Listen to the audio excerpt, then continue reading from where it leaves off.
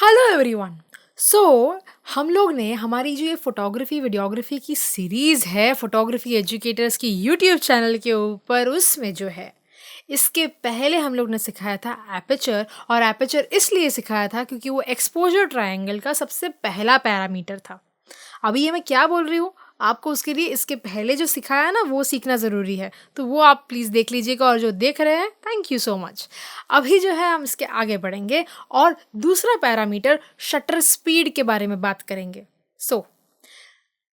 Shutter speed, ठीक है, चाहे फोटोग्राफर चाहे वीडियोग्राफर शटर स्पीड सब यूज़ करते हैं, बड़े से बड़े फिल्म मेकर से लेके छोटे से छोटा जो बिगनर फोटोग्राफर होगा वो भी। शटर स्पीड आपके कैमरा के अंदर होती है और एपर्चर आपके लेंस के अंदर होता है। जब जो है रिफ्लेक्टेड लाइट, मतलब सब्जेक्ट आपके पॉइंट बी पे है और पॉइंट ए के ऊपर आपका कैमरा है, अब जो है सूरज की रोशनी जब सब्जेक्ट के ऊपर पड़ती है तो जो रोशनी पड़ती है उसको रिफ्लेक्ट करके जो लाइट कैमरा के अंदर एंटर होती है, वो जो लाइट है वो 18% होती है। अभी जब वो लाइट लेंस के अंदर एंटर हो रही है तो वो लेंस के थ्रू द लेंस एंटर हो रही है और तब वहाँ पे होता है एपर्चर। उसकी सर्कुलर ओपनिंग छोटी या बड़ी होगी, उससे अमाउंट ऑफ लाइट, कितनी लाइट कैमरा के अंदर एंटर होगी वो डिसाइड होगी। मतलब डार्क होगा फोटो, ओवर एक्सपोज या अंडर एक्सपोज होगा, वो सब कुछ उस सर्कुलर ओपनिंग पे डिपेंडेंट है। चलो मान लेते हैं कि आपने जो है एपर्चर f1.2 रखा है, जो सबसे वाइडेस्ट सर्कुलर ओपनिंग है। अभी ये रखने पर बहुत सारी लाइट अंदर आ गई और फिर आपके कैमरा के अंदर जो है होता है सेंसर। सेंसर क्या होता है? जहाँ पे आप जो भी वीडियो या फोटोज लेते हो वो रिकॉर्ड होता है, उसको कहा जाता है सेंसर।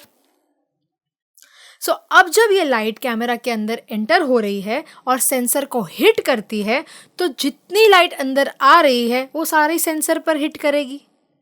हाँ, हिट तो करती जाएगी, पर अब इसके ऊपर कोई रोक होनी चाहिए कि नहीं भाई? थोड़ा मतलब लाइट आती जाएगी तो फिर ऐसा होगा कि अभी जो मेरी आंखों से दिख रहा है तो उससे भी ज़्यादा लाइट अंदर आए जा रही है। अभी तक 18% रिफ्लेक्टेड लाइट थी, अब जो है वो रिफ्लेक्टेड लाइट बढ़ती ही जाएगी और बहुत सारी लाइट अंदर आने की वजह से सारे फोटोज जले हुए ओवर एक्सपोज्ड आएंगे।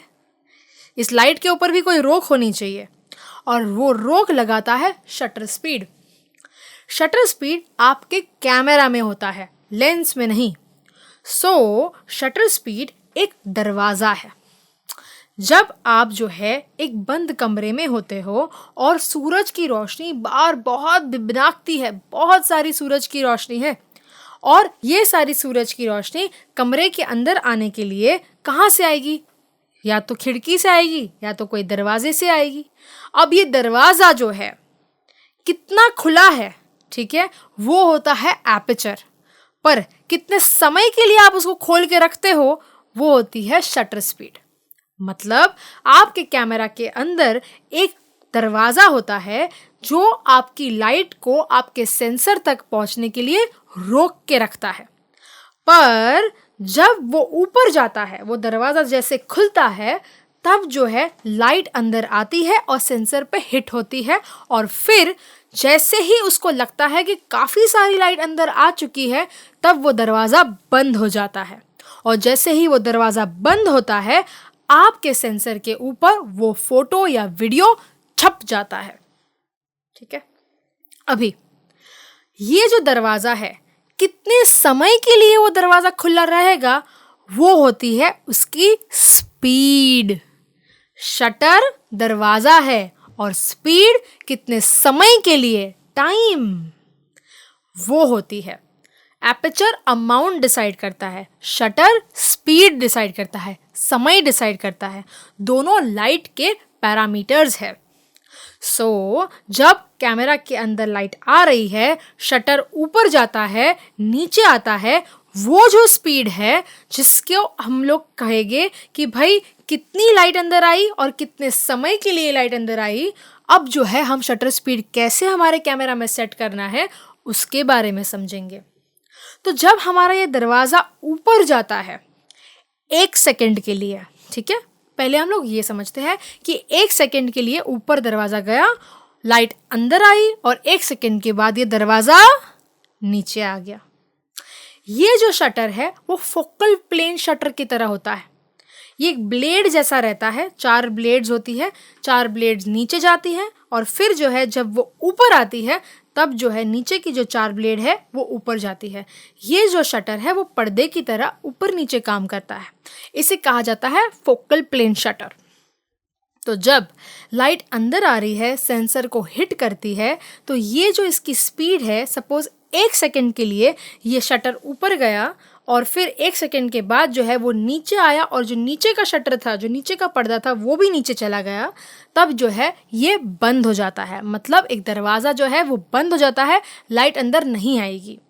1 सेकंड के लिए जो है शटर खुला रहा। इसके बाद जो है 1/2 मतलब आधी सेकंड के लिए जो है लाइट अंदर आएगी और आधी सेकंड में लाइट बंद हो जाएगी। फिर होता है 1/4 मतलब अब 1 सेकंड का 1/4 भाग जो है लाइट अंदर आएगी। फिर 1/8, 1/15, 1/60, 1/125, 1/250 ऐसे करके जो है आपकी शटर स्पीड बढ़ती जाती है। मतलब 1/250 पे ये 1 सेकंड का 250वां भाग है। कितनी जल्दी से, कितनी तेज़ी से जो है लाइट अंदर आके बंद हो जाती है। इतनी तेज़ी से जो है आपका जो है फोटो या वीडियो रिकॉर्ड हो रहा है। तो ये होता है समय। जितना समय जो है ज़्यादा रहेगा, मतलब 1 सेकंड, 2 सेकंड, जितने समय के लिए दरवाज़ा खुला रहेगा, वो जो है आपका ब्राइटनेस मतलब आपका एक्सपोजर ओवर करता जाएगा। मतलब आप अगर 1 सेकंड, 2 सेकंड जितना ज़्यादा टाइम के लिए आपका दरवाज़ा खुला रखोगे, बहुत सारी लाइट के लिए टाइम मिल गया कि वो लाइट अंदर आती ही जाएगी। पर जैसे ही जो है हम लोग इसका समय घटाना शुरू कर देते हैं, 1/250, 1/500 तक पहुंचते हैं, तब जो है लाइट बहुत ही कम समय के लिए अंदर आ रही है।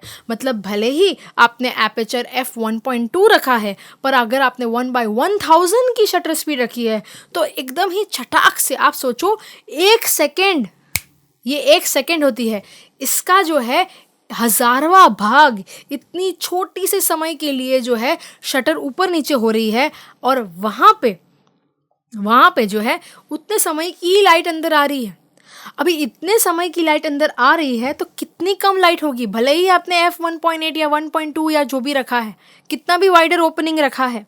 सो अगर आप जो है कम लाइट अंदर आने देना चाहते हो तो आपको हायर शटर स्पीड रखनी है, और अगर आप चाहते हो कि लाइट ज़्यादा टाइम के लिए अंदर आए तो आपको कम शटर स्पीड रखनी है।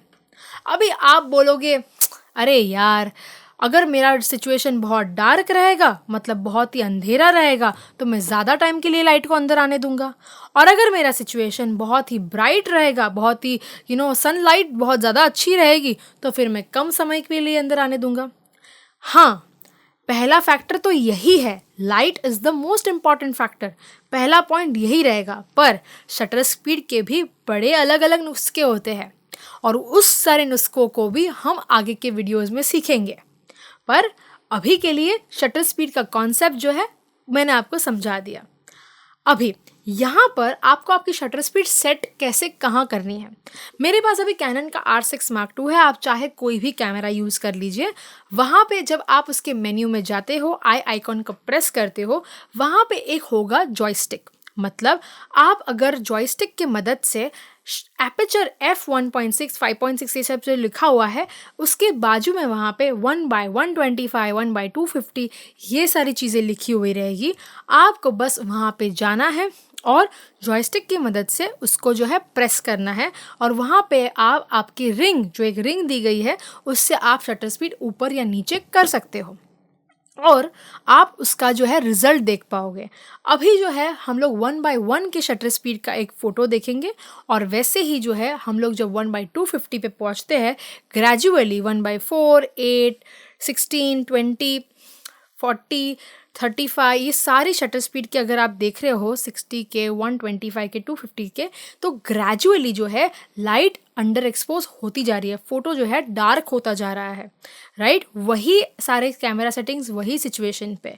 सो मैंने जो अभी समझाया वो 100% सही है। ये इसका एक गारंटी है कि शटर स्पीड जैसे बढ़ाओगे लाइट कम समय के लिए आएगी।